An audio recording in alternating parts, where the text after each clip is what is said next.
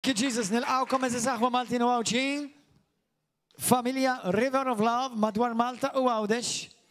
Grazzi mulej li jintom idin maħna, tintaqaw maħna, nispera li għandkom il-ġuħ u ħedġiġkom biex tħejju ruħkom biex tirċivu il-kelma tal-mulej, tisimaw sew dak li ħanitkelmu fuq il-lejla għalix ħajkolkom bżonnu b'mod speċjali fi żmien li idin nejxu. Hemm ċans serju, u da mhux qed ngħidu b'mod hypothetical, imma ngħidu bil-akbar serjetà, hemm ċans serju li jiena u inti dalwaqt nesperjenzaw il-miġja ta' Ġesu Kristu, jew il-ħatfa ta' Kristu, il-ħatfa tal-Knisja.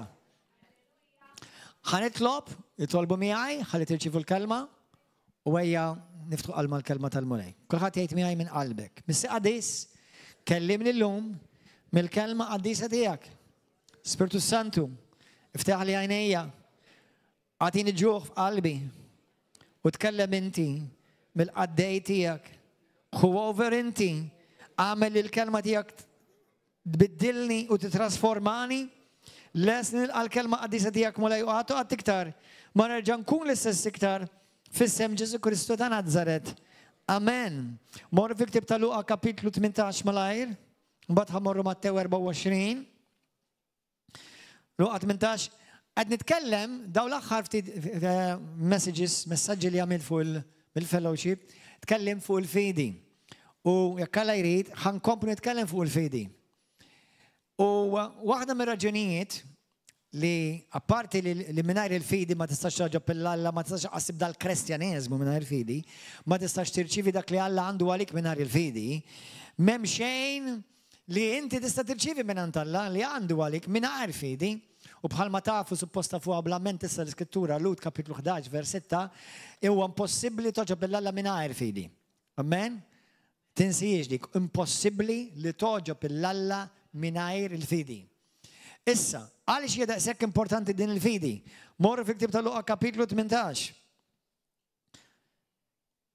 Għaliex importanti wkoll fi żminijiet li aħna ngħixu. Jiena u inti rridu l-aħħar nifs ta' ħajjitna rridu noħduh fil-fidi.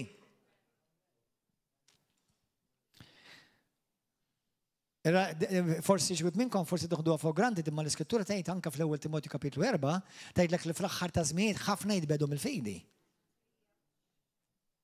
Ġifieri mhux toħod bħalma jgħidu bil-Malti naqa' bombastiku mhix dawwa ma naqa' bombastika. Timlix għajnek għax illum qiegħu għada ħatkun bil-fors bħalma tħossok illum għalkemm aħna ma nimxux bil-ħas. Ġifieri inti tagħmel deċiżjoni minn issa li jiena rrid nibqa' mimli fidi u bl-Ingliż mimli fidi taf x'issejjaħ faithful. Sal-aħħar nifs ta' ħajtek. Amen, għax unuk li tkun ġrejt tiġrija u mbagħad taqta' qalbek u titlef il-fidi fl-aħħar. Dawk li jibqgħu fidili faithful, mimli fidi sal-aħħar isalvaw. Tifhmu? Għodu attenti.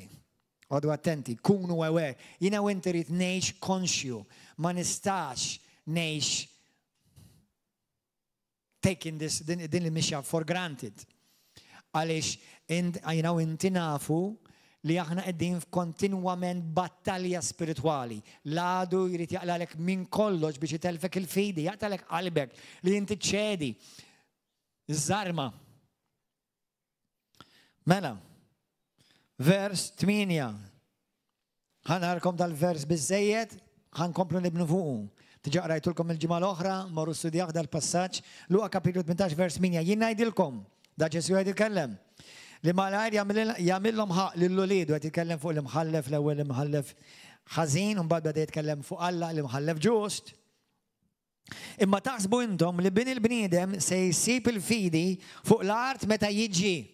Ejja nkunu onesti, please, kun onest, kun sinċir, minn dak li taħseb, minn dak li inti temmen, taħseb li aħna qegħdin fl-aħħar ta' żminijiet.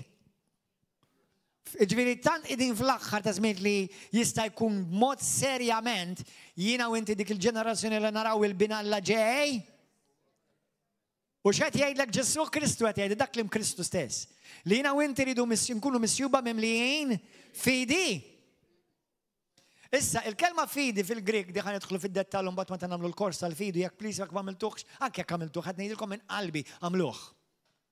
it-tlieta li ġej jibda l-kors fuq il-fidi, il-fundazzjoni tal-fidi, dak kollu li għandek bżonn tista' titgħallem, ovvjament ma jfissirx li m'hemm qatt iktar ma ħadd titgħallem iktar dejjem tibqa' titgħallem, imma ħajkollok verament infusion ta' tagħlim fuq il-fidi. Minn nhar it-tlieta li ġej ejjew fil-lezzjoni fis-seba' ta' filgħaxija. Anyway. Mela, jiena u inti iridu nibqgħu mimlija fidi. Il-kelma fidi fil-Grik hija l-kelma pistis. Il-kelma fidil jew faithful mimli fidi hija l-kelma pistos għax ġej mill-istess kelma. Qed tifhmu? Mela meta xi ħadd huwa fidil, mhux jiġifieri xi ħadd meta jgħidlek jgħidlek qisek fidil. Sewwa, jekk inti Kristjan jgħidulek qisek fidil jgħidulhom jien fidil, mhux qisni fidil. Fidil. Sewwa? Fidil jiġifieri lej Kristu. Fidil fisser mimli fidi. Sewwa naf li aħna nużawha fil-Malti b'mod biex tiċċajta b'xi ħadd jew doqqaw ċajt, imma anke fil-Kattoliċiżmu konna ngħidu ngħidu t-talba tal-fidili, u nista' ngħidlek li vera konna fidili. Sewa ngħidlek, speċjalment ma konniex nindenjaw ruħu niftħu l-kelma tal-Alla ħanejdu ħanaraw vera xtejt il-kelma tal-fidi. Amen, hemmhekk vera konna fidili. Anyway, imma l-kelma fidili jew fidili hija xi ħaġa tajba actually, u jiena u inti li nibqgħu fidili sal-aħħar. Għajt il-dak taħdek jint ħadibqa' fidil. Sal-aħħar. Sal-aħħar tal-mewt. Sal-aħħar anke meta jiġi Ġesu. Wara ma żgur ħadibqa' fidel xi mbagħad tkun mal-mulej. Ma jkun hemmx ħażen, ma jkun hemmx tentazzjoni ta' dnub, ma jkun hemmx dnub. Sewwa mela ibqa' mimli fidi. Nħobb iktar bl-Ingliż għax faithful. Bl-Ingliż hija faithful.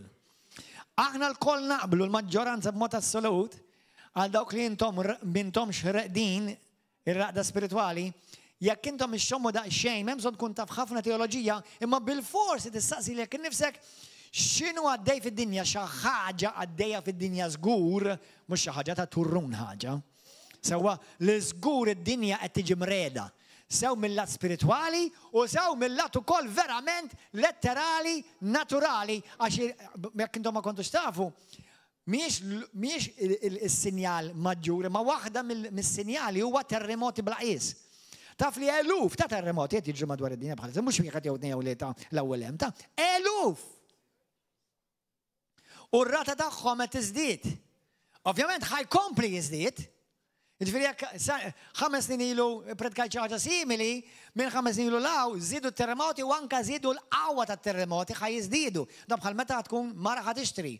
Il-mara tibda tħoss ċertu ħass, il-bajbi ċaqlaq, mhux fl-aħħar ġemma ta' tqala, tibda tħossu minn qabel. Imma ovvjament sakemm tala iktar ma tersaq lejn l-aħħar iktar ħajjiżdiedu.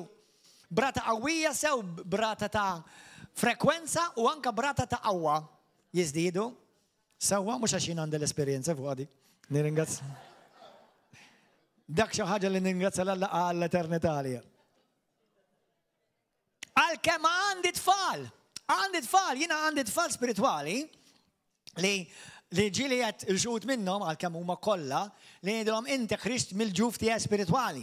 U jekk inti binti jew ibni, inti binti u ibni fi Kristu spiritwali. Sewwa kif jgħid Pawlu li aħna uliet spirituali, ta' missier spirituali. Ta' missier ta' sema l-ewwel qabel kollox li mingħajru ma tax salva. Mbagħad għandna missieriet spirituali u għal din il-familja bil-grazzja tal-Alla u għall-glorja tal-Alla jiena l-missier spirituali. Anyway, mela jiena u inti rridu nkunu fideli, nibqgħu fideli sal-aħħar ta' żmien. U rrid nkellimkom malajr, mhux fid-dettall għax hemm ħafna xi ngħid, li jiena u inti meta jiġi Ġesu li hemm ċans kbir serju. U naħseb, illum idin fl-2025, naħseb iktar serja ta' minn qatt qabel ħanejdilkom di. Li nemmen li hemm ċans kbir serju li jiena u inti ħafna minnkom ma tarawx il-pensjoni.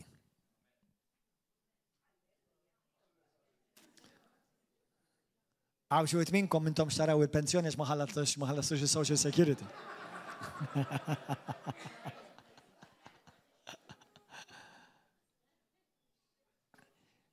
Min fej beda dan il-messaġġ? Intom bħalma tafu bħalissa nitkellem fuq il-messaġġi tal-fidi jekk ma smajtuhomx morru żmawhom. Imma fil-xi madwar 3 ġimgħat 4 ġimgħat ilu kelli ħolma li niftakarha ċara ma tantx tajt kasa, imma baqgħet berren f'qalbi. U għal ftit sekondi f'waħda mill-ħolm, jiena ġieli kolli ħolm profetiku u ġieli kolli ħolm ma xaqgħod il-pizza fuq l-istonku, dak ġifier ukoll. So, hemm ħolm ġej minn Alla, hemm ħolm ġej mill-ġisem, mir-ruħ tal-bniedem u ġej mill-ħolm li mid-demonju. L-iskrittura titkellem fuq 3 tipi ta' ħolm. Imma hemm ħolm li inti tkun taf li jkun ġej minn Alla. Sewwa, u dil-ħolma ma kienx fiha xejn tinterpreta x'kienet ċara. Il-kelma li smajt il-mulejjej li kont naf fil-ħolma li kien il-mulejjej jitkellem għalli dis. Għad il-kelma. The rapture is almost here. The rapture is almost here. Issa bħalma intom tafu, jiena u għed mill-iktar messaġġi nħobb nipritka fuq hija s-saltna tal-fidi, l-ordni fil-knisja dik nħobba ħafna jiena. Sewwa għalkemm kull Kristjan għandu ħobba, ma mhux kull Kristjan għandu forsi daw il-best suġġetti favoriti. Imma jiena u għed mill-iktar suġġetti favoriti huwa l-fidi. I'm glad mingħajr ma nistgħu naġbu u nagħmlu xejn. Imma il-verim minix bniedem li jekk intom ħadd min jesegwi River of Love, min jesegwi dan it-talim, mintom ħadd isimgħu nitkellem fuq l-aħħar ta' żminijiet, ħafna, mhux għax ma nemminx fihom, għax hawn min iħobb ħafna daw. Pereżempju hawnhekk għandna wieħed mit-tfal, Ġeżrit, naf li jħobb jitkellem ħafna fuq dak l-aħħar ta' żminijiet. Sewwa praise God, dak ikollhom kollok passjoni, Alla għandu u li differenti jkollha Alla jtik passion fuq xi ħaġa partikolari. U għandna bżonn kollox. Imma li jiena nitkellem fuq l-aħħar ta' żminijiet jekk intom tmorru taraw il-YouTube hemm eluf messaġġi. Forsi ssibu 10 minn daw is-snin kollha. Ġifieri biex nitkellem jiena fuq daw l-aħħar ta' żmien ġifieri vera tkun xi ħaġa li rridu nkun iggwidat minn Alla, għax mhux xi ħaġa li araf bil-fidi, nista' ngħidlek kif norqod u nippritkalek fuq il-fidi. Ma biex nippritkalek fuq l-aħħar ta' żminijiet tkun vera iggwidat vera Alla he's getting my attention. U madwar 3 ġimgħat ilu kelli ħolma u fejn smajt ċara kont naf li kien laħen Kristu. The rapture is almost here. Għal dawk li ma tafux tfisser rapture, tfisser il-ħatfa tal-Knisja, ġifieri il-poplu tal-Alla mhux min imur il-Knisja. Minnu Knisja jmur il-Knisja. Imma għandna bosta Maltin u għawċinu madwar id-dinja kollha tal-li jmorru ġo binja tissejjaħ binja tal-Knisja imma qatt ma esperjenzaw il-Kristu. Sewwa qatt ma kellhom relazzjoni ma' Kristu, tkun imwieled mill-ġdid mis-sema, tkun imwieled mill-Ispirtu Santu, tkollok relazzjoni ħajja ma' Kristu mhux reliġjon biex inti tkun parti mill-Knisja li meta Ġesu jidher ħajaħtaf u aħna ħaninħatfu miegħu u ħanitilgħu ittrasformati f'tabtiba ta' għajn u niġu mibdula f'ħakka ta' għajn u ninħatfu. U id-dinja, meta dak jiġri, ħanidilkom xejn għal dawk li tħaw taqpawaw. Ħanidilkom x'ħad tkun qed tgħid id-dinja meta ħna nħatfu. Li ħatfuhom il-UFOs u l-aljeni. Issa, għal forsi hawn xi minnkom daw l-ewwel darba tisimgħu dan l-affarijiet, imma tħabbix rasek time will prove me right. Right? Jiġifieri għal min jiżżufjetta bi Kristu ma nħaġġekx tiżżufjetta da għalissa jekk għadek ma tafdaw l-affarijiet. Imma meta Ġesu jiġi ħajnħatfu hopefully miljuni ta' Kristjani, hopefully kollha. Imma once again, mhux għax inti tgħid jiena Kristjani u għax inki twilet Malti jew twilet whatever l-Amerikan ta' Kristjan, tkun imwieled mill-ġdid biex tkun verament ta' Kristu. Mela daw kollha li huma ġenwinament imwielda mill-ġdid u qed jgħixu għal Kristu. Mhux qed jgħidlek ma jiżbaljawx. Għax kieku ħadd ma ħajjagħmilha żgur.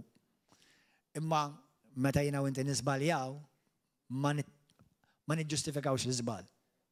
Hemm l-indiema u Alla dejjem jaħfirlek, għamilt x'għamil dejjem jaħfirlek imma ma niġġustifikax l-iżbal. Full stop.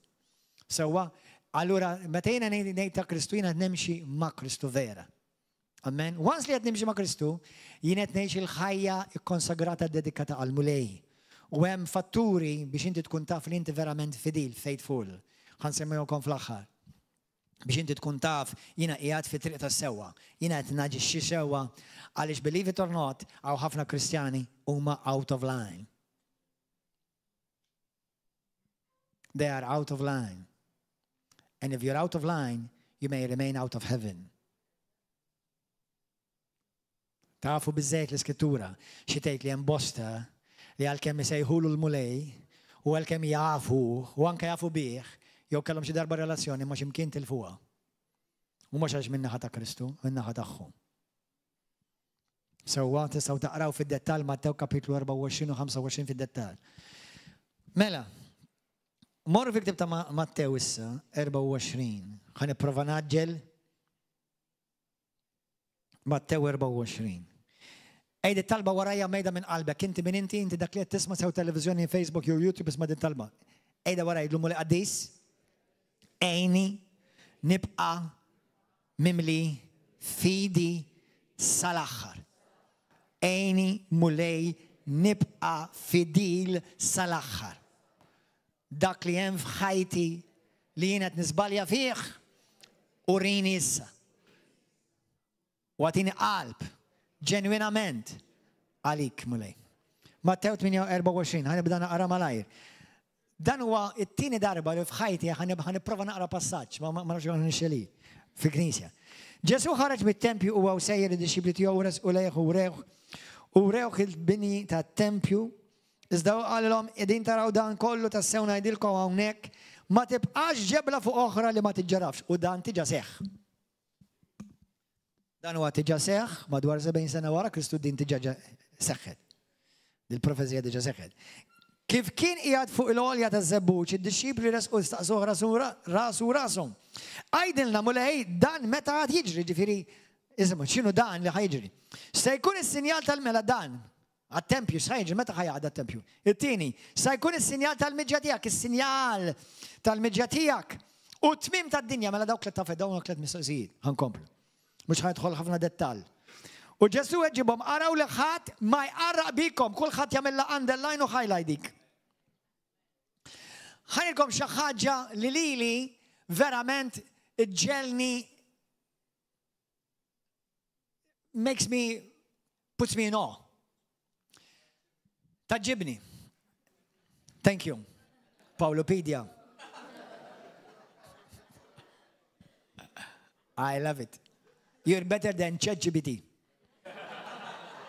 Hallelujah. اسمعوا. كيف؟ ملا لك وين من السينيال ماجوري كل خطية ماجوري. تلاخر تسمينيت قبل ما يجي جسو قبل ما يتنخطى في الكنيسة وتلاخر الدنيا عشان وانس اللي يجي جسو تكون لاخر الدنيا ده باي ذا واي. ġifieri jkunu fl-aħħar ftidħim tad-dinja. Sewwa, l-iktar sinjal li Ġesu aċċenna fuqu u għandi messaġġi fuqu daw fuq il-qerq huwa l-qerq. Issa xi ħaġa strange, something that boggles my mind, taġġibni. Hija li kif ħajkun hawn tant qerq meta qegħdin ngħixu fi żmien fejn hawn tant informazzjoni. Mela fl-istaġun, fi żmien tad-dinja fejn hawn ħafna informazzjoni, l-affarijiet mhux neċessarjament ħajkunu aħjar imma ħajsiru għar.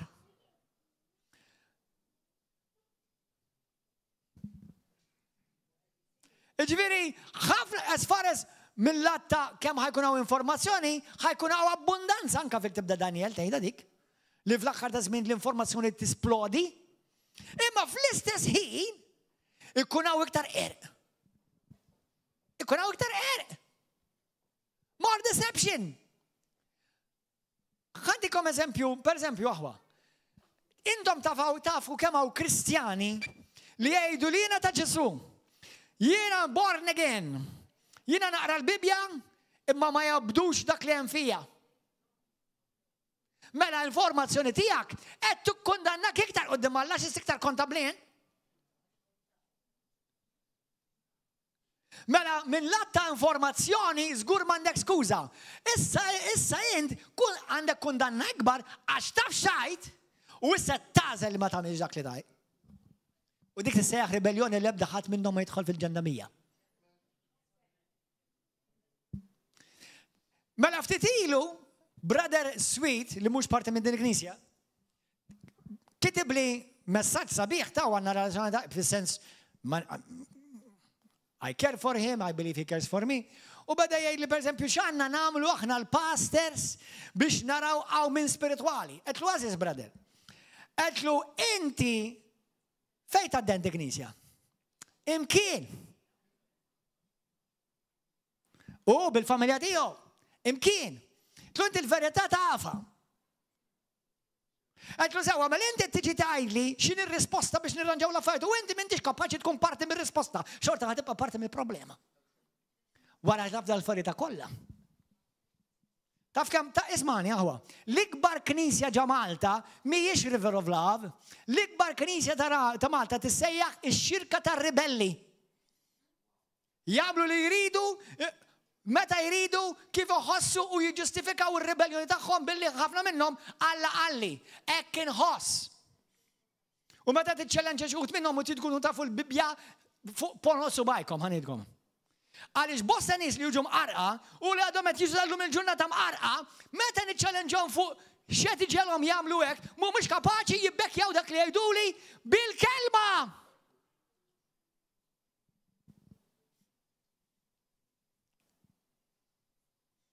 Għax hekk inħoss, jew għax kelli ħolma, jew għax għalli profeta. Aħna nemmnu fil-profeti, imma tinsiex ukoll li Ġesu jitkellem fuq profeti folos ukoll jiżdiedu.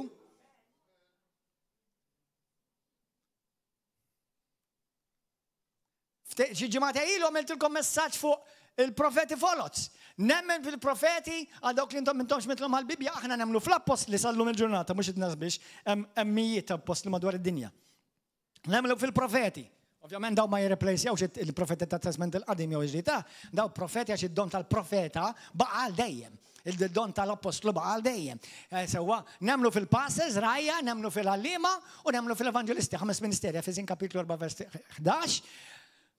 Atti tal-apostli kapitlu 13 vers 2, għandek l-ewwel Korintin kapitlu 12 vers 28 sa 32, titkellem l-aktar mod li Ġesu Kristu tal-Knisja apostli, profeti, evangelisti, rajja u għallima bħala fivefold ministry.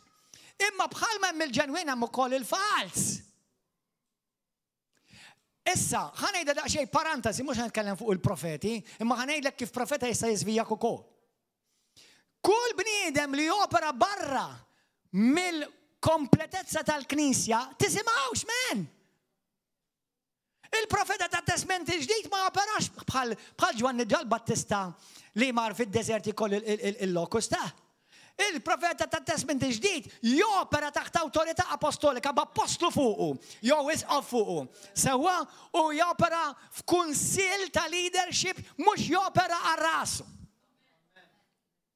Amen. Halleluja.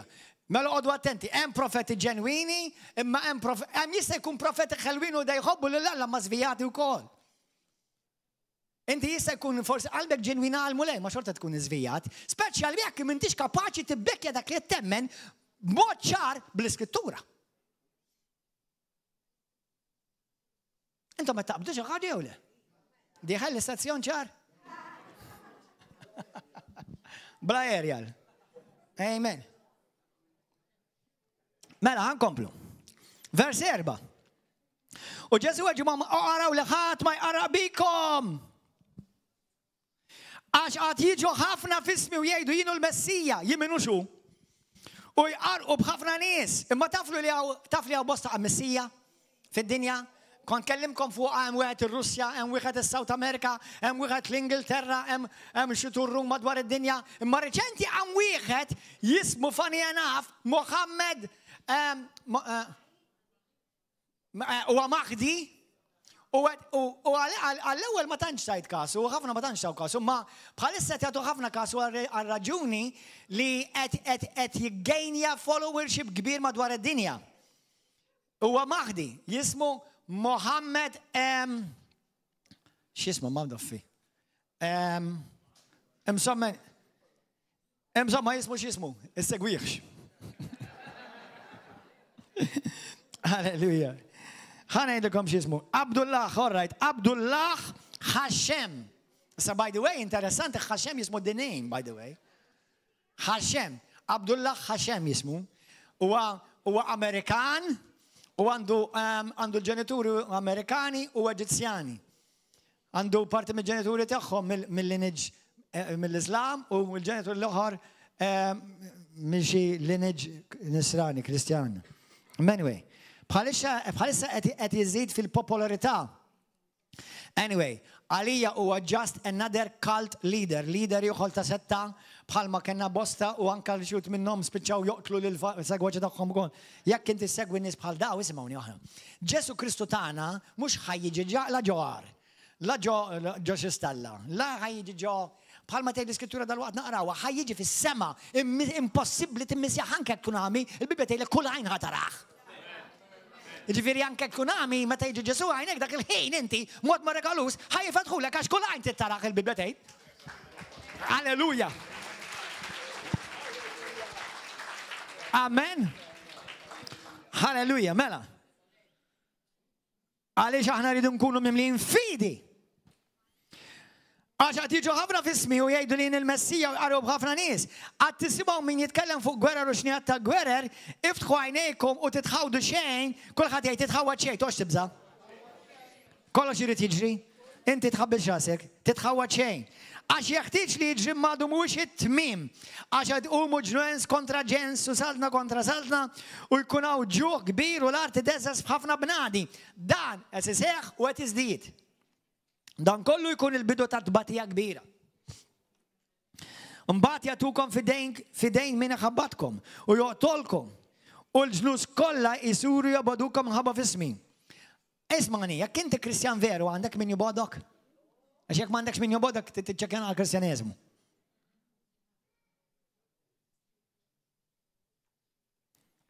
U jkun hemm ħafna li jitfixklu. Jiġu skandalizzati tfisser. U li jittradixxu lil xuxin dinja fil-Knisja, by the way. Mhux qed jitkellem għad-dinja hawnhekk qed jgħidlek fil-Knisja. Jitfixklu, jiġu skandalizzati, ġifieri they will be offended. U li jittradixxu lil xuxin, ġieli kont tradewtin.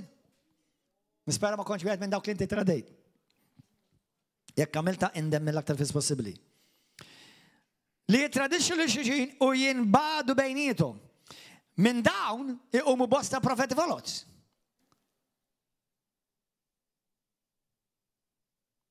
U jqarqu b'ħafna nies.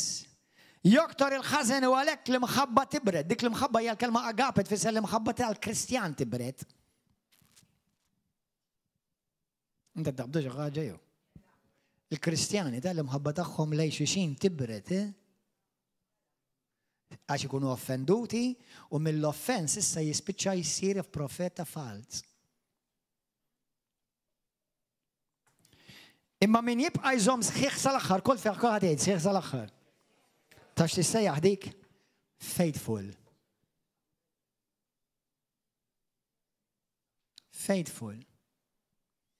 Mela min jibqa' mimli fidi, whoever remains faithful till the end will be saved. Have you decided to remain faithful? Għamilt deċiżjoni ħad tibqa' fidejlen? Jiġri xiġri. Jiġri xiġri tibqa' faithful. U ħanejdilkom ħajjiġru. U ċertu affarijiet nemmen li Alla jippermettihom biex jittestjalek qalbek. U ħafna jiġu marbula qlub u ma jibqgħux faithful. Anzi jsibu skuża għaliex qed jagħmlu dak li qed jagħmlu. X'kienet il-kelma tal-mulej din is-sena? Many hearts will be tested. Have you passed the test or have you failed?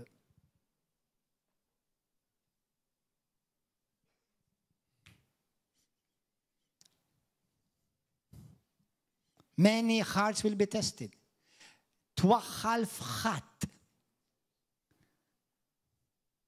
Għaw min waħħal fil-Papa. Għamen waħħal fl-apostlu, mill-profeta fil-pastor. Twaħħal fħat. Jekk il-papa jizbalja, jekk il-profeta jizbalja, jekk il-pastor jizbalja, xorta inti tibqa faithful.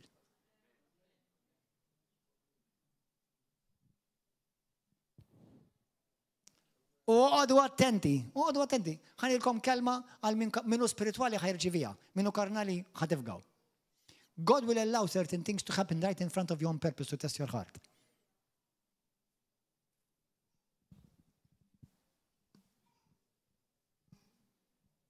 That was a word from the Lord.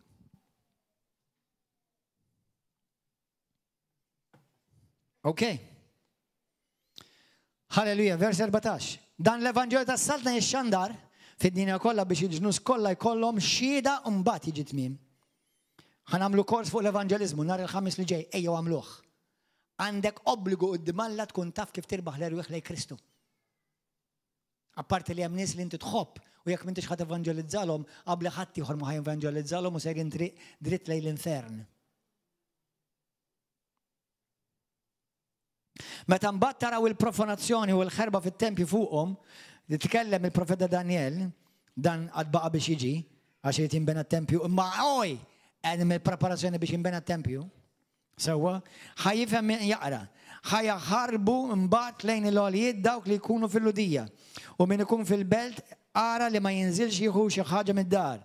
Anqas min ikun fir-raba ma għandu jerġa' lura biex jieħu l-mantar tiegħu. Jaħasra għalihom in-nisa f'dak il-jiem ikunu tqal jew jiredda. Itolbu li l-ħarba tagħkom ma tiġrix fix-xitwa jew f'nar tas-sibt. Għax imbagħad ikun hawn diqa kbira li mill-bidu tad-dinja sa issa qatt għadu ħadd qatt ma kien hawn bħala u anqas ikun hawn. U kieku daw il-jiem ma tqassrux l-ebda bniedem ma kien isalva. Iżda minħabba l-maħturin dawn il-jiem tqassru. Il-maħturin inha inti. Imbagħad jekk xi ħadd jgħidilkom ara hawn hu l-Messija. Ma għaliex ċertu nies ħasra u ma daqshekk gullible, għaliex hawn miljuni jsegwu Messiji folots. Taf kemm faċli biex tinduna li hu bniedem fals. Għaż għandek għalfejn tisimgħu jipritka, inti ġejt mis-sema, inti ġejt bħal laqqa ta' berqata u kull għajn rat. Isma' la temnuħx, għata umu ħafna messijiet folots, profeti folots, u jibdew jagħmlu sinjali kbar u ħeġubijiet biex jqarqu jekk jista' jkun imqar bil-maħturin. Min ħajprova jqarqu? Bil-maħturin. Ħasasikom mistoqsija. Dawk li intom ilkom fil-mixja tagħkom mal-mulej, rajtu maħturin jiġu mqarqa holiday.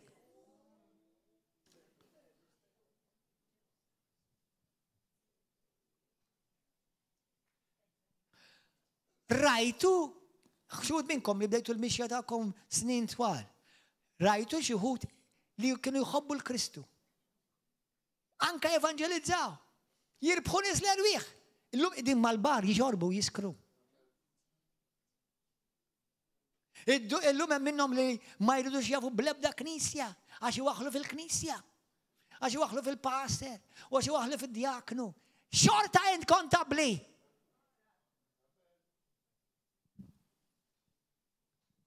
U jwaħlu fil-papa, u jwaħlu għax il-gvern. Jiena mhux ħammur knisja qabel ma jinbidel il-gvern.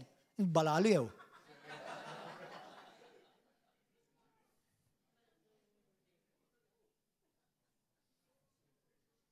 Issa ara ta' għarajna xilek xinkonvinċi xillalla la tasal quddiemu.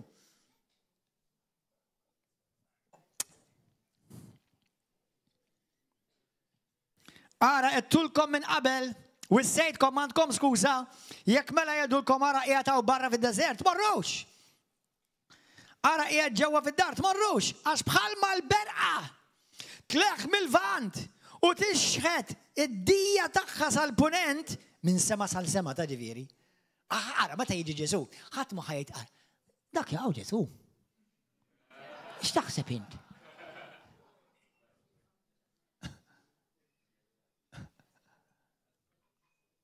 Ma ħadd ma ħajkollu bżonn jagħmel xi riċerka fuq Google or ChatGPT. Kulħadd ħajkun konvin dik is-sekonda li jew glory to God, jew nkella oh my, I missed it. That's it.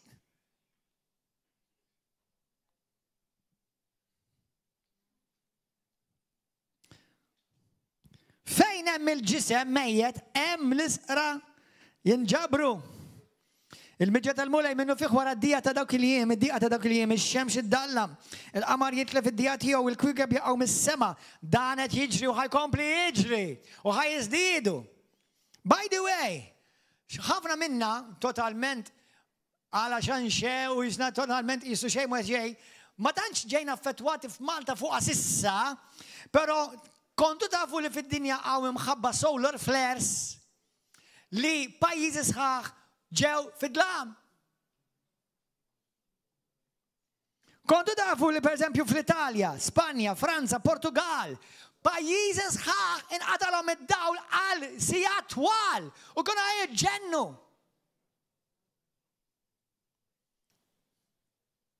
عندي دا شيء question mark دين جاست شد نحسبين إن خاصة نقرا سترامبا اللي بحالسا مالطا مقلوها في كل طريق كوازي اللي هو مقلوها مان وياك يعجبك شوت منهم هذول ما عملوا لهم الترمك ورا جيبنا رجعوا على عوهم وكل فايت مورو تعدي مان مفلوك باش نجي الفلوشيب بالسولتو كان يقعد 10 minuti اللي مجرد باك 3 كوارت وساعة اش خلف طرق مقلوين ماوش. شنو يجري في بايزنا؟ كله ده كومبيناسيوني وفرصة تنخلت الخصم الغاز يستيقوا اما عندنا رنا شياد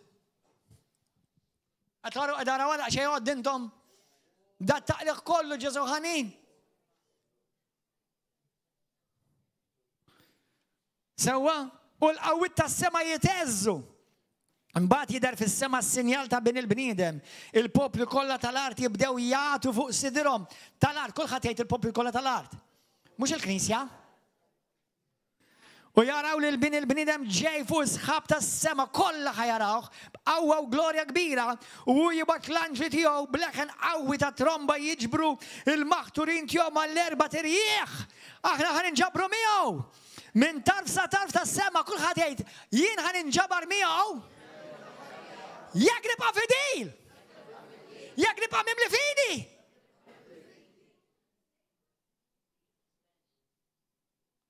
مالتين وعوشين لتسيخوا تالبامبين وانتم لينتم انسارة سبستا في البيبيا تتب أفديل faithful أنك يك ما تخصيش مش feelful, faithful,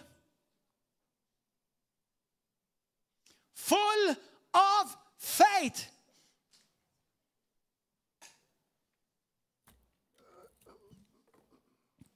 Hallelujah. Verse 32. تعلموا دين البارابولا من سلجة التين.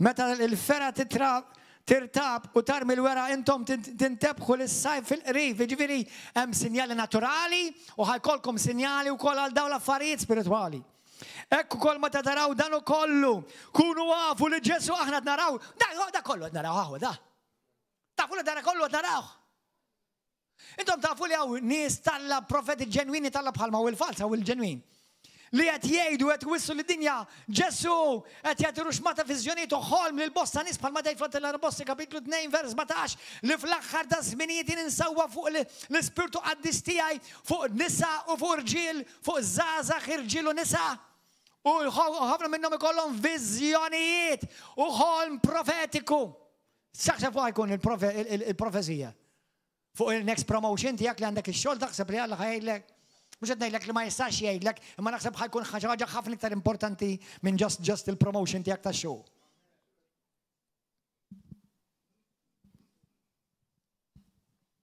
تعرف كما هو ناس اللي احنا هنا وانت اتمس ماينا بيوم واللي مش ناس اللي فرصه نيدوهم بروفيتي سوا اما الله في حكتين اوت اوف ذا بلوز تيوم فيزيوني تاع المجة جسو ويريدهم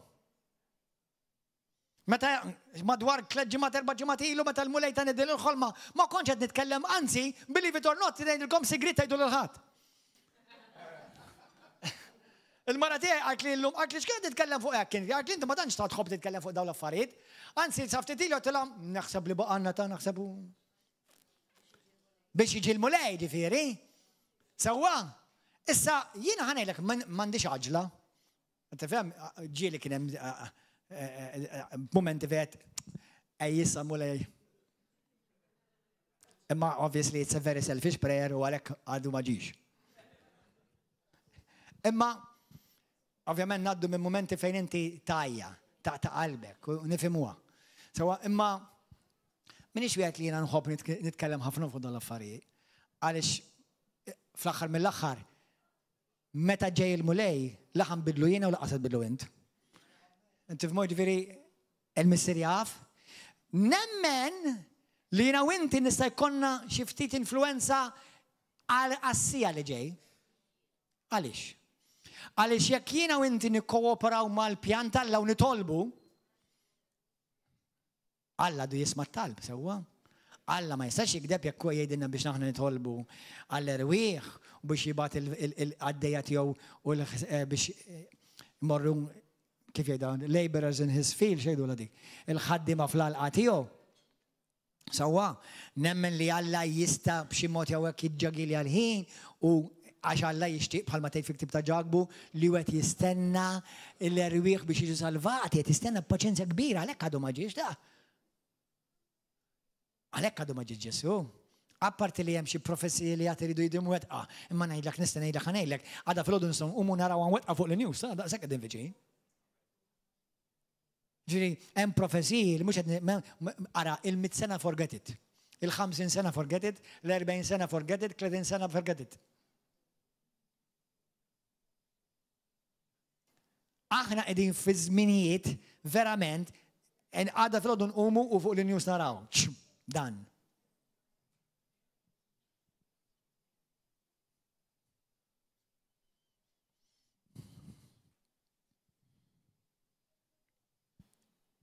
U aħna nridu nkunu mimlijin fidi. Ekku kol ma taraw dan kollu kunu għafu li ju fil-qrib, fil-bib. Fil-bib, mux tab xej Ġesu għalli the rapture is almost here. Tassew ngħidilkom li ma jgħaddix dan in-nisel sa ma jiġri dan kollu. Is-sema u l-art jgħaddu, imma klimi ma jgħaddix. Ħajdilkom affarijiet li qed jiġru fostna saħwa. Number one, l-iskrittura titkellem fuq locust, ma nafx kif jgħiduha bil-Malti locust. Ġradijiet. Titkellem fil-ktib tal-Apokalissi fuq ġradijiet, locust, li jiksu l-artijiet. Illum il-ġurnata taf xidru locusts. Jew helikopters tal-gwerra, jew nkella drones. Fuq l-Amerika, għal-Ibirek, ħadd ma kien jaf meta raw ruxma ta' drones jiksu belt. Taf kien kaf jistemaw daw il-drones kollha flimkien? Ishom ġradijiet. They sound like locusts. Ovvjament, Ġwanni meta ra dik il-viżjoni ma setax jgħid drone. Għax il-kelma ma teżistix. Ħajara xi ħaġa qisha ġurat. Jiksu l-art. Illum il-ġurnata nista' nkissillek pajjiż mingħajr ma dibat soldatu ieħor.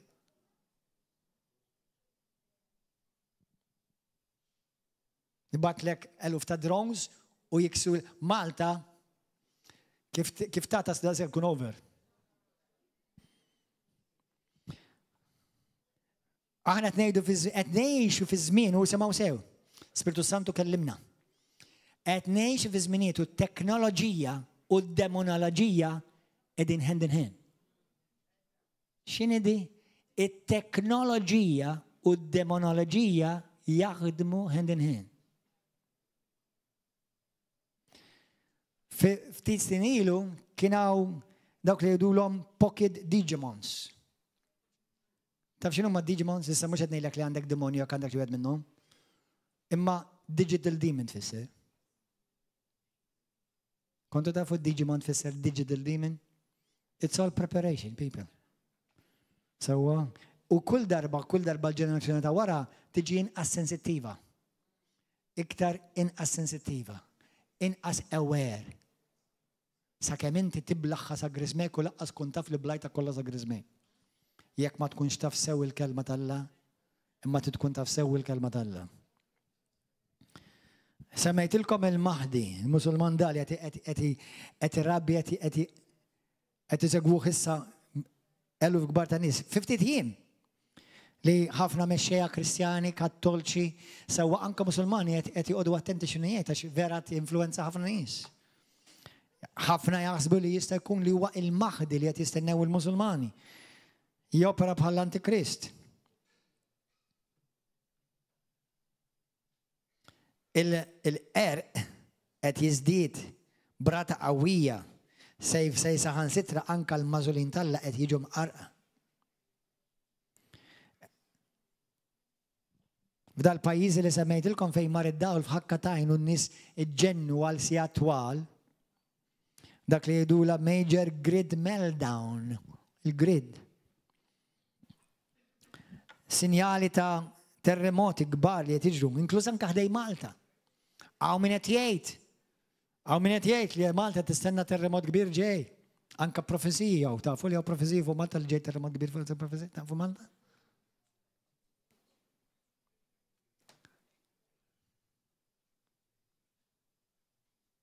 Mhux jiena profetizzajta.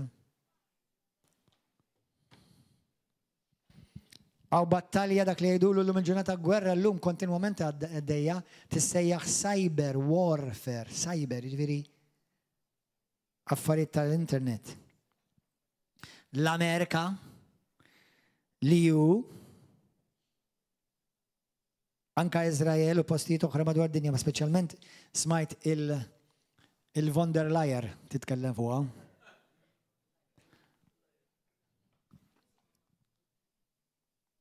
Trid li l-Ewropa kollha ma nużawx iktar flus li kollok digital ID.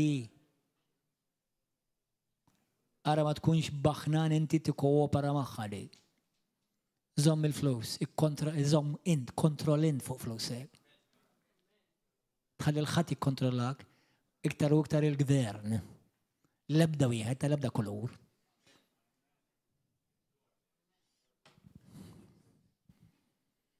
Jekk ikollok digital ID taf x'ħajamlu lek ħadha petada bħal dak il-ġurdin jew dak xejdulu. Dak il-hamster jagħmellek. Jekk minn ser żball fil-Ġappun nkun jew fiċ-Ċina, għandhom sistema ta' National ID li inti tista' tirbaħ il-punti. Iċ-Ċina. Allura jkollok credit points jekk inti ma taqsamx il-red lights.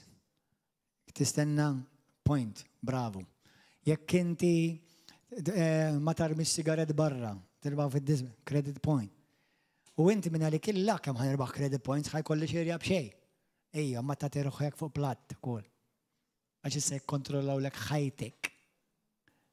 By the way, għal dawk intom, hawnhekk ħanbeżza xi wħud minnkom. Naf li l-gvern tiġa għandu il-print ta' subajna u għandu kun anka tajnejna. Imma kieku kontiena ma nikkontribwixx li nagħmilhom ħafna iktar easy li anka nagħmel l-ID card tiegħi fuq għajnejja. Ġifieri nħares lejn it-telefon jinfetaħ li. Dak huwa informazzjoni li qatt ma terġa' toħodha lura.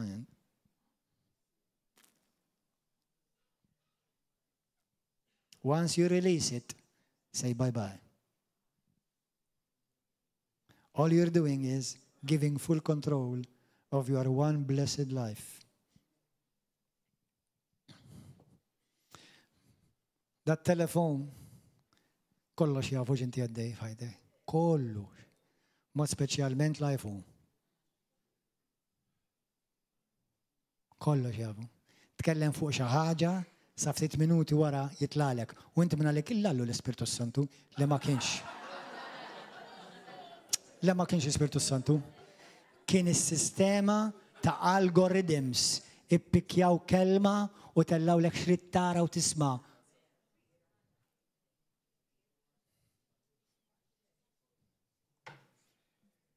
Nirringrazzja l-Ispirtu Santu juża daw l-affarijiet vera għax bħalma huma available għad-demonju huma available għat-tajjeb.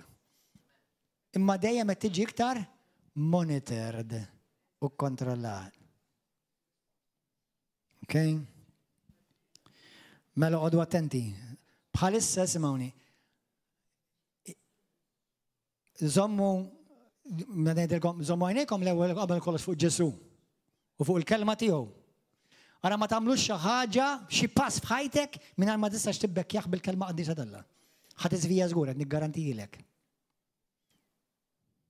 Anke jekk jgħidilha nsumu nitlob ma jfisser xejn, il-kelma. Ġesu qal jekk inti titiżżomm ħajtek sejf tittibni darek fuq il-blat li għall-kelma. La fuq il-ħass u laqas fuq il-viżjonijiet. Il-ħass u l-viżjonijiet iridu l-lajnjati mal-kelma, jekk ma jlajnjawx mal-kelma armi kollox mal-ħass u l-viżjonijiet.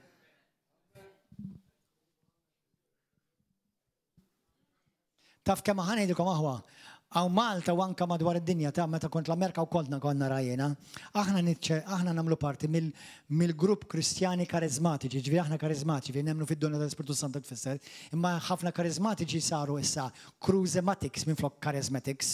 Jiġifieri jagħmlu li jridu għax iħossuhom l-Ispirtu Talla għalli hekk. Għax l-Ispirtu Santu mexxini hekk, l-Ispirtu Talla mexxini hekk. U tibda tarhom vera saru qatta flaky. Flaky, man. Flakes, they became flakes. Mux tab xej xaħat għal il-ġisem ta' Kristu jisu granola bar, xieħutu ma' summer fruit, summer nuts and summer flakes.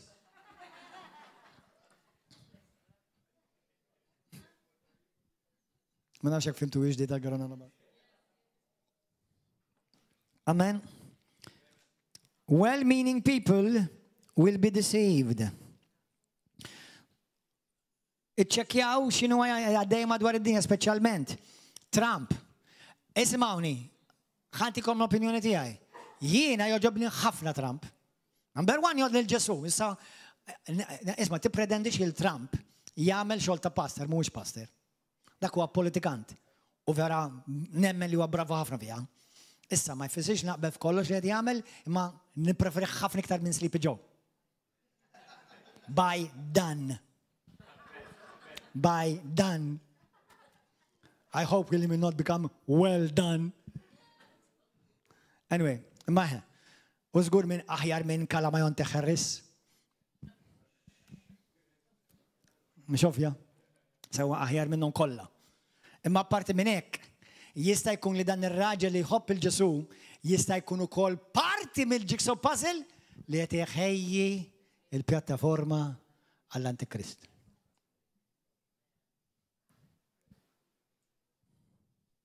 Mux għed nejdilkom li bil-forsek u jalla mux ekki tolbu għalih. Ħarsu lejl Elon Musk. Bħalissa ġiet introdotta xaħġa li għanda xaqsam bħal Neuralink, tafu li Elon Musk, il-xewqatiju, għahda mi-xewqatiju, apparti li vera bnidem bravu u ġenju, imma jek ma jkunx mifdi l-bnidem, il-ġenjalità tijak tiġi użata mid-demonju. Sawa, imma jrid iqabbat il-moħħ tal-bnidem u jikreja sistema li l-bnidem għat ma jmut, per eżempju, dan il-ġisem. Sawa, ma tmut għat li inti tista t-preserva ġismek, whatever. U jqabbat il-teknoloġija mal-moħ. ħarġet ċippa u għed tintuża tiġa.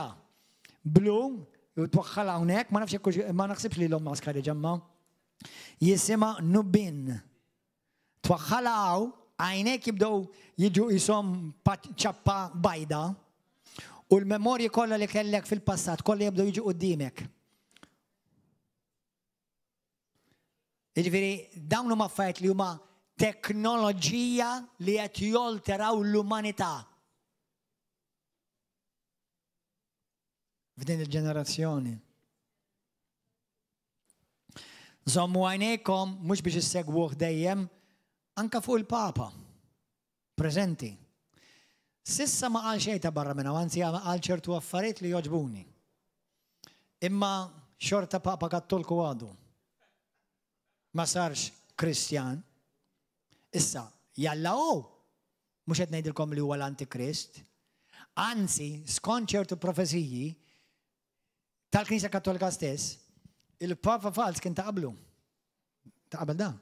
L-aħħar wieħed li dati jaħsbu li dan huwa dak li ħajmexxi il-Knisja Kattolika bħala raj fi żmien tal-Antikrist. Kontu tafu għandi il-profezija ta' Saint Malakaj? Il-profeta il-Papa li għadu kif miet, hemm profesiji ta' Saint Malakaj ġewwa Ruma li dak kien il-profeta fals. Jew fals. Naf li għamil tajjeb imma mill-lat teoloġiku għamel ħafna balbuljati. U dan huwa il-raj li ħajgwida l-Knisja Kattolika sewa fi żmien tal-Antikrist, tat-tribulazzjonijiet kbar. Jiġifieri jista' jkun li dan hopefully he will do well. compared to the one before him. Dawn huma just spekulazzjonijiet, ngħidilkom nothing is set in stone, just keep your eyes open. Ħarsu lej Izrael. Ħarsu lej Saudi Arabia bħalissa x'inhu għaddej. U l-Iran. Dawn huma kollha pajjiżi li qed jaħdmu għall-ekonomija globali. One world currency. Kif ħanżomm jiena u inti fidil sal-aħħar? Morru fil-ktib tal-Apokalissi 17. Ġifieri nibqa' mimli fidi. Kulħadd jgħid mimli fidi. Mimli fidi. Mimli fidi. Pastor, daw l-affarijiet ibeżżawni. Daw l-affarijiet mhux biex ibeżżawk, imma biex jippreparawk.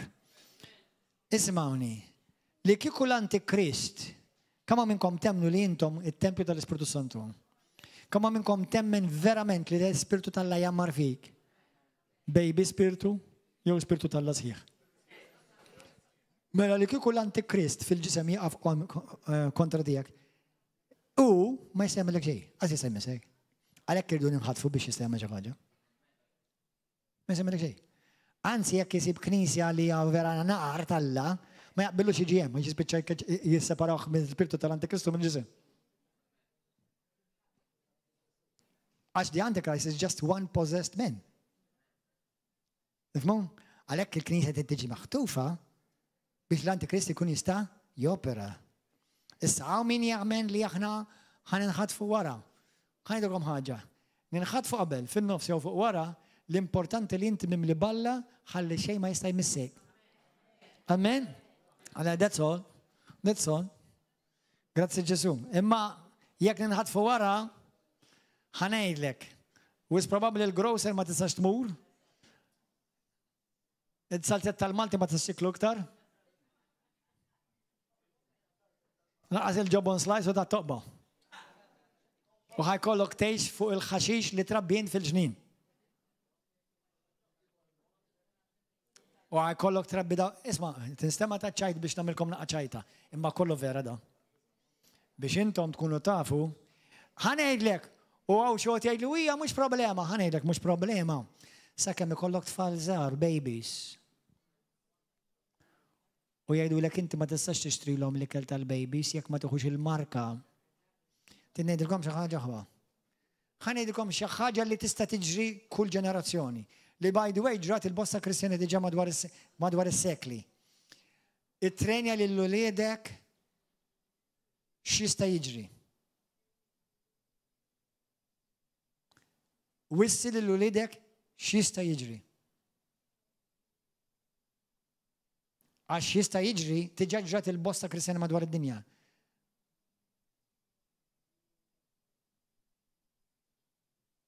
Biex ma tmurx inti, number one, jekk aħna nkunu f'dak iż-żmien, ma tmurx tiġħad il-Kristu u tuħu l-marka minn għalik u hija l-mola jaħfilli. Inti issa ġejt itturrefnat għall-abbissi tal-infern, m'hemmx iktar maħfra.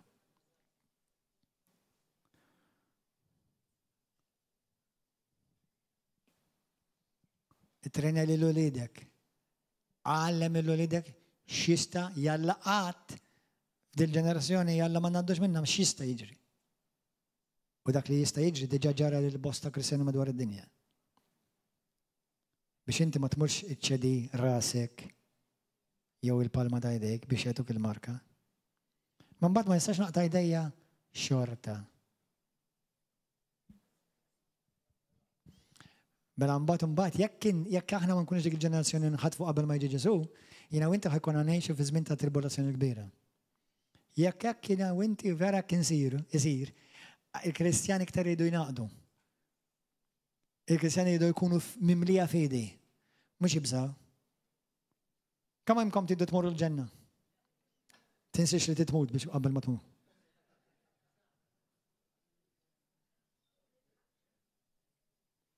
Ġifieri, once li aħna ħafna il-biċċa kbira tan-nies ma jridux imutu, imma jridu jmorru l-ġenna.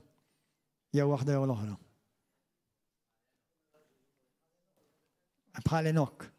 Jekk inkunu l-ġenerazzjoni li ġie maħtufa nkunu bħal Enok. Jalla l-malajtina dik il-grazzja. Imma jekk xi minnkom u ħan inkludijena jekk ħalas qegħdin ukoll nibqgħu għal xi raġuni. Number one, ħanidilkom ftit sekondi oħra kif ma tibqgħu ġew. Imma jekk tibqgħu, prepara ruħek għall-akbar biża' tad-dinja li qatrat qudiemha.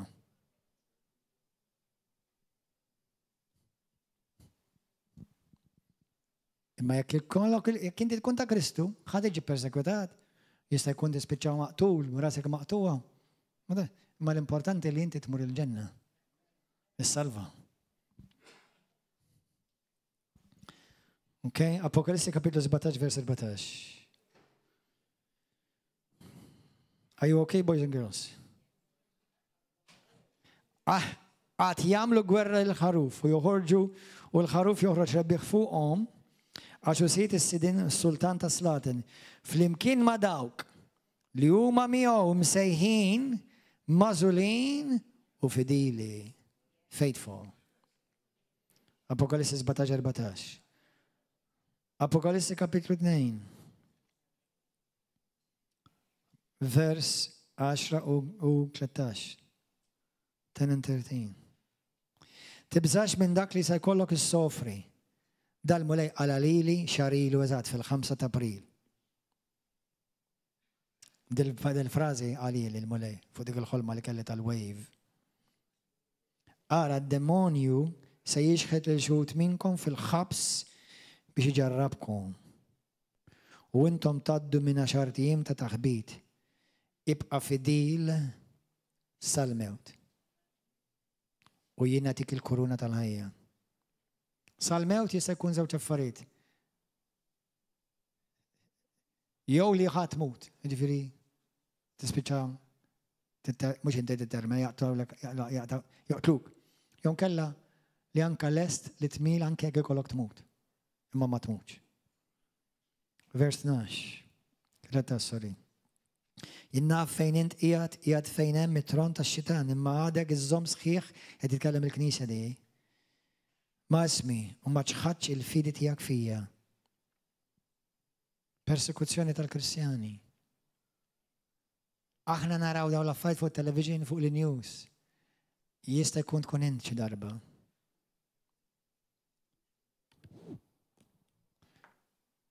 Ħanilkom xejn l-iskrittura fi ktieb ta' Matteo 24 morru hemm. Matteo 24:45. Din ar-rajja għal dawk kollha li huma vera talla u li imexxu il-poplu tagħhom. Intom min tajdu li hu il-qaddej fidil u għaqli minnu dak li wassit iqiegħdu fuq niesu biex jagħtihom jiklu fil-ħin qed jgħid għalija dak bħala pastor. Il-mulej poġġini bħala is-sit fuq in-nies tiegħu stess biex jien bil-grazzja tal-antikom l-ikel li għandkom bżonn biex kunu preparati. Ħini dak il-qaddej, ħini dak il-pastor li sidu jiġi u jisibu jaqdi dmiru. Ħanidkom ħaġa. Li kieku Ġesu kellu jiġi l-lum. Lilek ħajsibek fidil taqdi dmirek. Jekk Alla seħlek biex inti taqdi fil-kafeterja, hemmhekk tibqa' fidil. Jekk Alla seħlek biex inti tiknis il-binja, sibek fidil hemm. Jekk Alla seħlek biex inti tkanta jew iddoqqaw, sibek fidil hawn. Jiena u inti biex inkunu fidili sal-aħħar, Alla jrid isibek fidil fejn ġejt f'dak.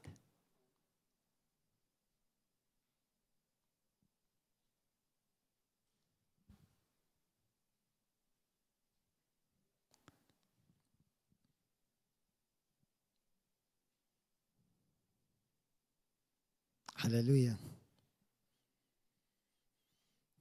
Jekk Alla sejjaħ li poġġini bħala raj biex immexxi l-merħla tiegħu, kemm il-darbek l mulej ġibaj. Id-dajjaq. Ġimgħa ilu qedlu inti għandek xi ġobbi oħra għalija? Ma kontx qed tinċajta.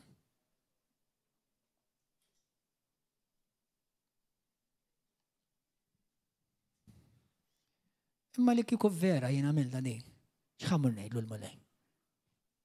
kif ħankun fid-deal, ninsab fid-deal faithful f'dak li f'dani. Għax ma xi profeta fuq YouTube. Għax kelli xi ħolma. Mela Kristu taż-żufiet.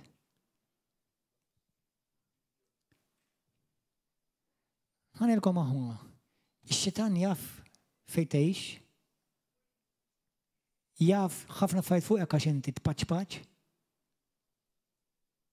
U faċli itik ħolma biex ikompli naffaħlek l-ego. U jħassrek.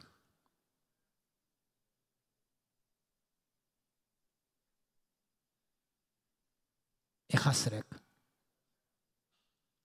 U inti tispiċċa tagħmel rida tiegħu mingħajr ma tkun taf. Tieni Timotju 2:24 u 25. U tkun biss il-ħnina talla li tkun għalik biex tiftaħlek għajnejk li inti żvijajt, żbaljat u jgħat out of line. U jekk Alla jibatlek il-pastor, il-mara tiegħu, elders, diakni, ħbib qrib tiegħek tal-qalba u inti tkobli rebes rasek, m'għandek skuża. Ma jistax ikun daw kollha żbaljati u int biss għandek ir-raġun. Fil-ktib tal-Proverbi, kapitlu 11, isimgħu għadi. Kapitlu 11, Proverbi 11. Min għandu widni, ħajsma. Vers 14. Fejn memx min imexxi sewwa jaqa' l-poplu. Fejn hemm ħafna mexxija tajba hemm il-kwiet. Proverbi 24, 24, vers 6. Bl-Ingliż nippreferija, Għax bitmexxija għaqlija tintrebaħ il-gwerra u f'ħafna pariri tinkiseb ir-rebħa. Bl-Ingliż jgħidlek in the abundance of counselors there is safety, there is victory, there is security. Meta l-mulej jagħti kelma lil xi ħadd, ħaj jikkonferma b'dawk li huma ta' madwarek, u jekk dawk li huma ta' madwarek iħobbuk u jxiequlek il-ġid, speċjalment dawk li rabbewk. Ommi u missieri mhumiex perfetti, imma naf li kull ma qalu li dejjem għal-ġid tiegħi. U inti xorta tmur kontra 1, 2, 3, 4, 5, 6, 7 u inti taħseb li qed baqalek ir-raġun u laqas issa tibbekkja bl-iskrittura dak li qed tagħmel, let me tell you right now, you are super deceived.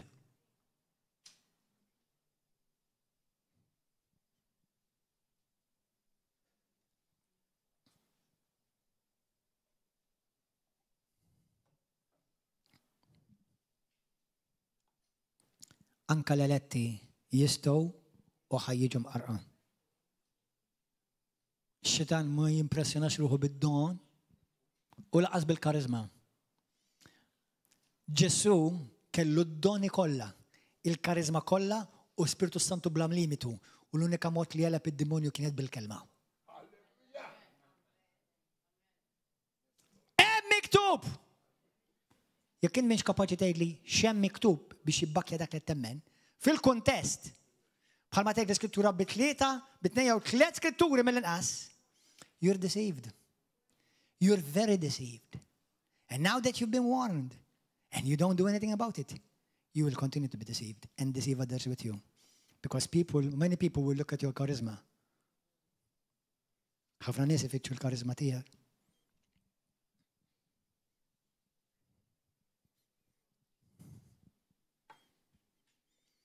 Kif ħanibqa' fidil sal-aħħar? Tidu tkunu tafu? Kont tidu tkunu tafu ħatibqa' fidil? Mela m'għandkom skuża x'ħad tkunu tafu. Sew dawk li intom hawn preżenti u dak li tisimgħu. Number 1. Jiena u inti bla dubju irid inħares dejjem lejn Kristu. Jekk jiena rrid nimxi fuq l-ilma, jekk jiena rrid naħtaf l-art imweda, irid inħares lejn Ġesu biss fejn rigward fejn jiġi l-istandard tiegħi. Inħares lejn Ġesu. Rridu noqgħod attent biex qalbi ma nħallix tkun tiżra li l-ebda żerja ta' gburija. Jekk inti ssib li jekk innifsek tisma' li jekk nifsek tgħid ħafna me, myself and I, you're in danger.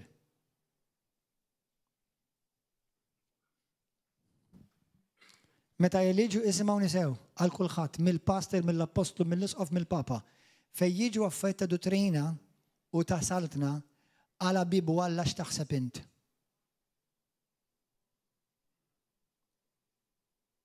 Alla għandu standard wieħed fil-Bibja. Hija l-kelma tiegħu. You either obey it or you break it. But if you try to break it, you won't last because it will break you instead. Alla għandu standard wieħed, Mattew kapitlu 7. Il-bniedem għaqli jibni d-dar tiegħu fuq il-blat. Mhux fuq il-karizmi. Mhux fuq id-doni. Fuq il-blat. Kelma.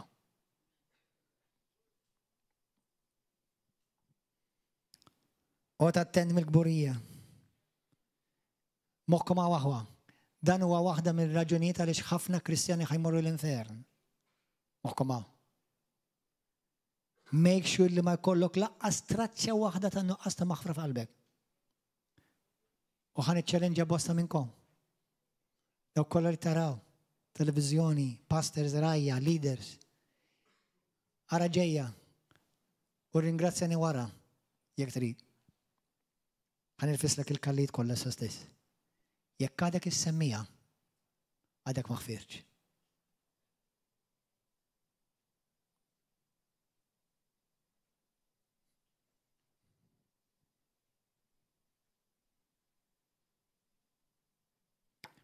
Holding grudges will keep you out of heaven. Hemm lista fl-ewwel Korintin 6, versi 11 ta' nies li jankoma fil-Kristju u fil-Knisja li għadhom jipprattikaw ċertu dnubiet. Sess barra żwieġ, pornografija, droga, omosessualità, lesbjanizmu, perverżjoni, gideb, serq, adulteru, ħawissikom, bħalma qal Pawlu, bħalma diġà wissejkom. Min jgħix dawn l-affarijiet ma jridx il-ħajja ta' dejjem. Il-gvern qabli jiggustak u anke jtik ċertifikat, imma int ħatmur fl-abissi tal-infern.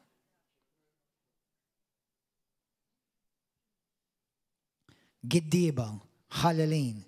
U ħallelin anka dawk li jippravaw jevitaw, jagħmlu dmirhom, iħallsu t-taxxa u l-vat.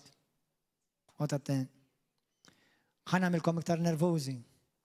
Naf li dej ċertu nies mhux ħadinżilhom tajjeb. Kristus qal, għatu l-dak ta' ċesri, li dak ti ta' ċesri. U dak li l-Alla, dak li Alla. Iva nemmen fid-deċma. Inkluż jiena wkoll inħallas għad-deċma. U minn qalbi mhux ma nħossix tqila biex nagħtiha. Xejn. Number 1 jekk jiena nemmen jien ta' Kristu, kull ma għandi huwa ta' Kristu. Mhux deċma biss. Amen. Halleluja. Żomm dan huma kollha kif inti tibqa' fid-dil sal-aħħar. Lut kapitlu 10 vers 24-25. La taqtawx mix-xirka ta' bejnietkom. Ma tistax tgħid jien Kristjan u m'għandi l-ħadd fuqi. Kulħadd fis-salt għandu l-ħadd fuq. Kulħadd. Jekk inti m'intix ribell. Fis-saltna qatt teżisti fis-saltna hemm teokrasija, hemm livelli ta' awtorità. Jien taħt xi ħadd u hemm oħrajn taħti. Dik hija teokrasija. Demokrazija ma teżisti imkien fis-saltna. X'imkien jiena sottomess, lej xi ħadd jien sottomess, dejjem fi Kristu ovvjament. Sewwa, għax jiena mhux il-pastor tiegħi mhux ħajġi jgħidli murħu l-ħaxixa u mbirkek u dik il-barka. Sewwa, forsi xi sisela dorrajt. Affett ta' Kristu qed nitkellmu aħna. Imma hawn bosta Kristjani li mhumiex kapaċi jobdu anke dak li huwa ċar fuq l-Iskrittura. U u joħorġu bil-ħmerijiet ta' viżjonijiet u b'profeżiji.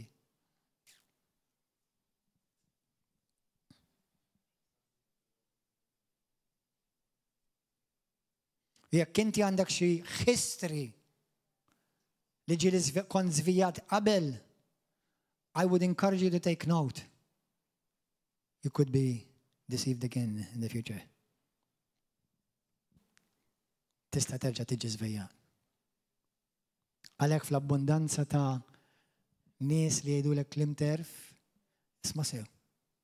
Għati widen, kun umli. Jekk tħossok tagħmel xi ħaġa bil-għaġla, nista' ngħidlek minn issa 100% Alla mhux fiha.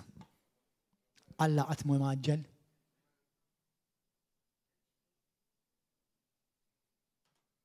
Alla qatt mu maġġel. Għandna proverbi bil-Malti tista' żidha mal-Bibja. Il-qattusa aġġilija tagħmel frieħ omja. Tagħmel l-ebda deċiżjoni meta int offendut. Tagħmel l-ebda deċiżjoni meta inti rrabjat. Tagħmel l-ebda deċiżjoni meta inti mhux qiegħed sew malla u maħutek. Għax ħad tkun suscettibbli ħafna biex tagħmel pass ħażin ta' erq.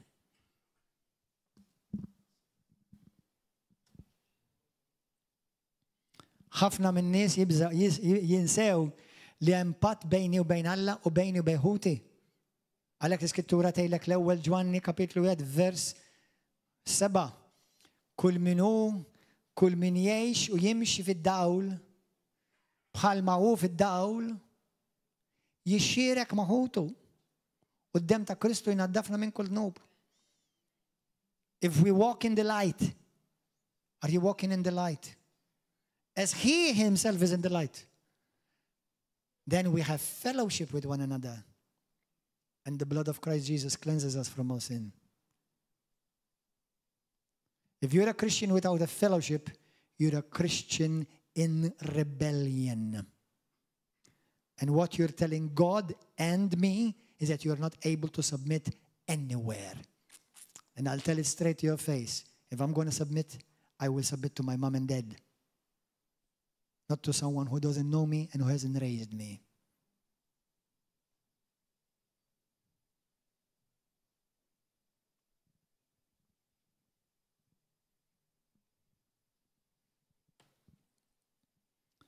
Hallelujah. Qed nitalmu xi ħaġa. F'dawn iż-żminijiet. Mela żomm għajnejk fuq Kristu, make sure li inti tkun taf li għandek għajnejk fuq Kristu għax iżomm il-kelma tal-Alla ta'. Għax kulħadd faċli jgħid, le għajnejja fuq Ġesu. Dak li qed tagħmel, id-deċiżjonijiet li qed tieħu, kapaċi tgħid li tista' tibbekkjajuli bl-Iskrittura bħalma mel Ġesu. Kun mimli fidi, la tħallix il-biża' taħkmek mill-ebda mod. Imxi fl-imħabba, l-imħabba hija kważi r-risposta għal kollox. Mhux imħabba perversa dan, imħabba ta' Kristu. Aħfer bla kontroll, bla qis aħfer. U aħfer minn qalbek. Li naħfer ma jfissirx li ma ngħidx aħ. Li naħfer ma jfissirx li ma weġġajtnix, imma ma rridx nibqa' vittma tagħha għax jien ġejt maħfur. Ma rridx nibqa' vittma tal-emozzjonijiet, tal-ħass u tal-gass. U ma rridx impaxxi lil għadu għaxen tkun poġġi ruħek fil-periklu. L-Iskrittura tgħidlek min ma jaħfirx laqas it-talb tiegħu ma jista' jinstema'. Luqa 11 vers 24. U meta intom tkunu qed titolbu, jekk hemm xi ħadd li hemm bżonn għandkom taħfrulu aħfrulu għax inkella laqqas missierkom ma jaħfellilkom u t-talb tagħkom ma jinstemax. Ħafna mill-problemi tal-Kristjani għali dinja waħda mill-problemi maġġuri li bosta Kristjana jispiċċaw l-infern.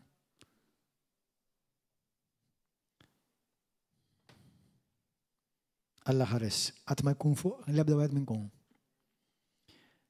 F'dan iż-żminijiet li ħanet ngħixu. Fejn inti bro? Come here. F'dan iż-żminijiet li ngħixu, dawn huma affarijiet li inħeġġek biex inti titlob għal-jom biex inti tiddikjarhom u tiklejmjom fuq ħajtek bħala l-wedit tal-għalik. Isimgħuni. Favur soprannaturali.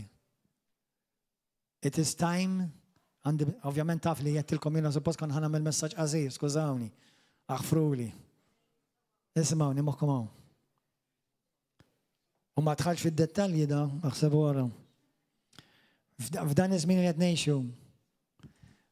Me and you, jiena u inti ridu nemnu l-Alla għal daw l-affarijiet, isimgħu aħna tagħmlhom. Favur soprannaturali. Supernatural favor. Erf soprannaturali. Supernatural wisdom. Ismawni aħwa. Jekk jizdiet ifisser li ħafna mill-erf naqas. Because wisdom gives you discernment. Every day I pray for wisdom. Every day. Kull jum itlob għall-erf. Mingħajr erf tkun blaħ u tagħmel deċiżjoni tabluha.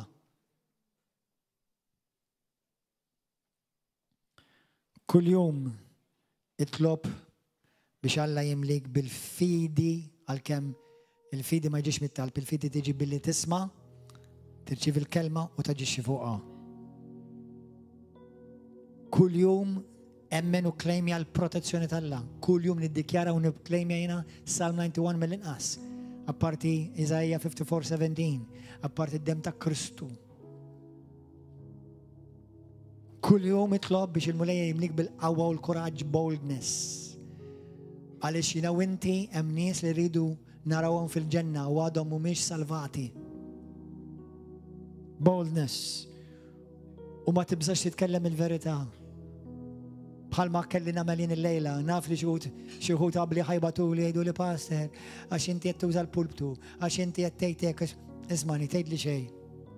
Ħafna minn nies xorta ħajamlu li jridu huma, mela jien ħammel id-dover tiegħi, ħanitma' l-merħla li Alla fdali, il-pija mbagħad tagħmel int.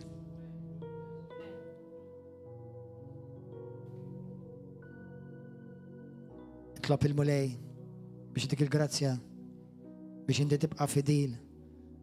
Lord, help me to remain faithful. And I'm going to tell you something. Being faithful is not automatic. It's a decision renewed every day. Hija deċiżjoni li nġeddida kull jum. Għax Alla biss jaf kemm il-darba kelli ftit inċedi u ma nagħmel xejn iktar. U naħrab. U xwed minnkom taħsbu li nagħmel kont raptured. Sa ġimgħa ilu kelli ftit naħrab. Naħrab, vera, kelli ftit naħrab, issa qed ngħidlek.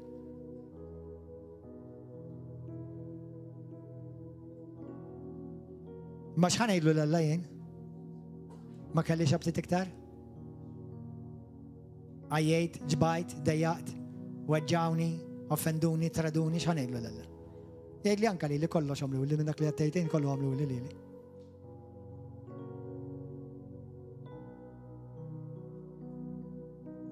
U jgħidli ju stess, ma konċ taf ibni li l-għaddej mhux aħjar minn Sidu. Li bħal Sidu jrid jgħaddi l-istess ħaġa li għadda Sidu minnu.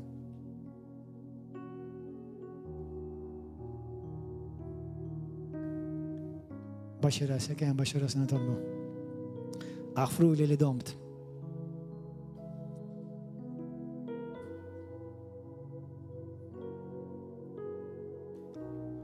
Make things right now. Għamel l-affarijiet sew issa. Fejn għandek ħuk jew oħtok, jekk int offenduta, jekk int għandek nuqqas ta' maħfra, jekk dik il-ħaġa tiddibboderjak, għadek is-semmi, għadek taħseb fiha, għadek toħlom fuqha, għadek maħfirx 100%. Għadek iż-żomm il-kontijiet, għadek qed tispera li dan id-dejn jiġi xi darba mħallas. U aħna fit-talb tagħna ngħidu l-mulej għafrinna n-nubietna bl-Ingliż jgħidlek forgive us our debts, jiġifieri għafrinna d-dejn tagħna mulej. Jiena u inti għandna d-dejn ma' Kristu. Imma Ġesu ħallas id-dejn kollu tiegħi.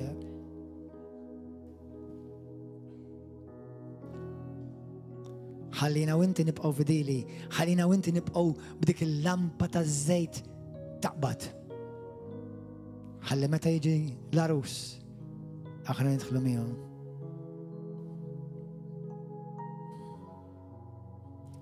أو شغلت الليلة إلى باستر قال لي بزون نسمع هذا المساج أو شغلت. Thank you Jesus. ياك يا الباستر يا البابا يا الاسقف يا الابوستل يا امين يا انت بقى في ديل. وياك ترى الجهات يا اطلب اليوم خليها جاي ايمهم من الملاي عشان انا مريض الخات يا خل مع المسير تاع السما تاعنا ما يريد يطلب الخات ما يطلب الا بدا واحد من وليده.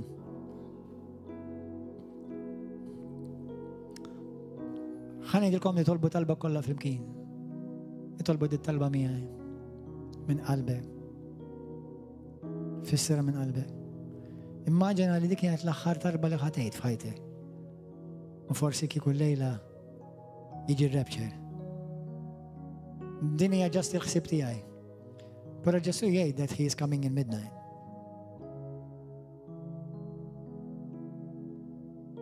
So I don't know if it literally means 12 midnight. It could. Yes, I go. But he does mention midnight, funny enough. Which midnight we don't know. جيت في نفس الليل. يستيقظون لنفس الليل الليلة. كله يستيقظون. فتي الخطفة تاع الكنيسة ما بقى شيء أكثر بروفيزية شيء خطفة شيء يصيروا. وين تريدوا تكونوا لستي بالزيت بقبق. ما نخص شيء باستر. الخاص مو انكلوز يمكن في ذاك الكريستو يرك يدي مني ومنك. هذه الطلبة ورايا من قلبك بالسريع ده تخرج من أول استاس الليلة تخرج من أول استاس بليز. أي له جسم عند بظنك مولاي خاف نكتر من نخسر أغفر لي ذنوبيتي مولاي امليني بالفدل تاعتيك امليني بالكوراج أعطيني قلب عليك جسم لنحبك موت جنوين نمشي معك موت جنوين جسم كون انت تساوي السيد تاعي كون انت تساوي المولاي تاعي كون انت المولاي وعلا تاعي نمن بقلبي كله لمن عيرك ما ينشين ومين كاباتش ينشين. جسو جراتسي اللي انت تانت خبيتني لي بالعزلة تاعك انت متليا فوق الصليب شرد دمك كومبلوت عليا فوق الصليب جيت مبتشر بشين نكون مفيق باش تغفر لي ذنوباتي ومات فوق الصليب عليا ومع 3 يوم ايش اشتهي ده نمنو بقلبي مولاي نمنو كونفنت لي انت تساو لبنت الهاي لميت ورش اشتهيت عليا جسم ده نيدو بكونفنسيوني امليني بالاسبريتو سانتو خجج فيها بالنار قد يستلا خجج فيها النار قد يستلا جسوا علمنا نخاف بحال ما تخافين مش بس لدوك اللي يحبوني مانك لدوك اللي يعبدوني لدوك اللي يوجعوني لدوك اللي يطردوني لدوك اللي يعيدوا كونترا تياي ويشتقوا للدني مولاي اغفر لهم يينو كل نغفر لهم عشان انت ليلي غفرت لي بالبوسطة من ما طلبتني شيء لورا عليك مولاي نغفر من قلبي للي بيوجعني مولاي كل وجه ليام في قلبي أقلعها كل offense كل فورمة ريجكشن كل forma ta' tradiment, dispjaċir, diqa, aqlaħħa minn ġo qalbi Ġesu. Imbirek il-dawk li b'xi mod weġġawni, imbirikom. Nitolbok għatjom il-grazzja bħalma tajt li jindmu għajnejhom jinfetħu, qalbhom tirtab u żommhom il-bot mill-qer biex ma jkunux ingannati u żvijati. Ġesu, aħsilni bid-dem qaddis tiegħek. Għatini l-ġuħ għal-kelma tiegħek. Imlini bl-erf tiegħek, imlini bl-imħabba tiegħek, iċċirkondani b'tarka ta' favur madwari mulej, bħalma tgħid il-kelma tiegħek. Għatini l-qawwa biex jitkellem il-kelma tiegħek bla bizza. Fissem Ġesu Kristu. Fissem Ġesu Kristu. Mulej tiegħi walla tiegħi. Invadi l-qalbi, ħsibijieti u ħajti kollha kemm hi. Jiena tiegħek Ġesu. Millum il-qoddim użani għal-glorja tiegħek. Nkisser minn fuq ħajti kull skema tad demonju. Inkisser minn fuq ħajti kull kelma negativa li ġiet qatt mistqarra kontra tiegħi. Kull forma ta' saħta li ġiet mibgħuta kontra tiegħi. Inkissirha minn fuq ħajti mulej. Bil-qawwa tad-dem ta' Kristu u bil-qawwa tal-isem ta' Ġesu. U niftakar li aħwa oħra bħali bħalma tgħid il-kelma tiegħek. Elbu l-xitan bil-qawwa tad-dem tal-ħaruf u bl-istqarrija tal-fidi tax-xhieda li huma taw. Dan lilek mulej minn qalbi nirringrazzjak u nagħtik kull glorja u tifħir. F'isem Ġesu Kristu. Amen.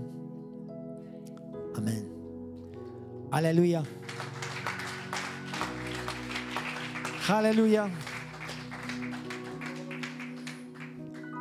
Messaġġ naqraw mhux tas-soltu. Jitolbu għal dawk li tarawhom żvijaw. Mhux qegħdin sew mal-mulej.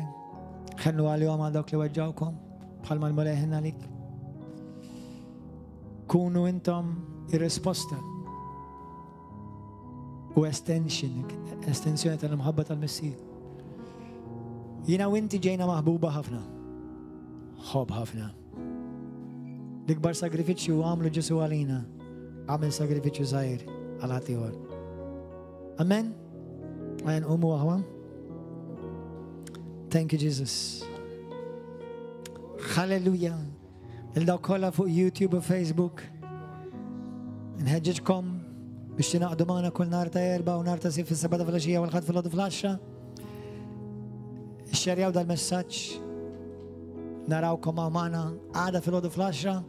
Il-paċi magħkom, God bless you. Hallelujah.